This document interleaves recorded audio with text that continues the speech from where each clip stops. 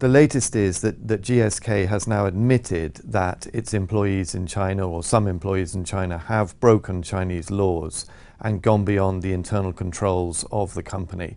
It hasn't said exactly which laws have been broken, but it would appear, this coming in the aftermath of the Chinese government's allegations that GSK has been involved in bribery of hospital officials and other hospital personnel through around 700 travel agencies in the country.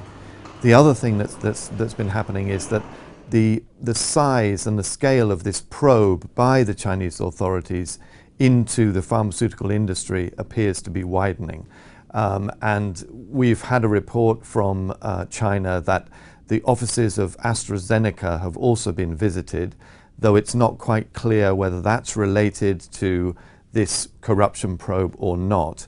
And the offices of the Belgian pharmaceutical company UCB have also been visited.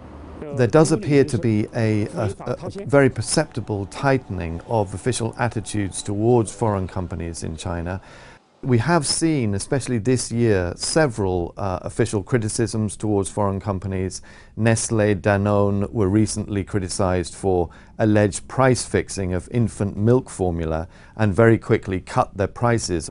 Earlier than that, both Volkswagen and Apple have been criticized by Chinese state media for various lapses in their service.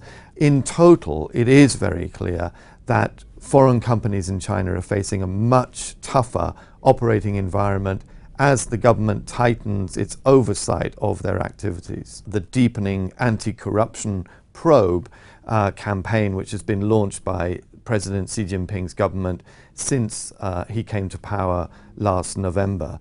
What hasn't happened so far to the same extent is anti-corruption probes into big Chinese state-owned companies. And I think many observers will be concerned, and we will be watching to see whether the government's anti-corruption campaign is even-handed in the types of companies that it targets. There is about $100 billion worth of foreign investment pouring into China every year still.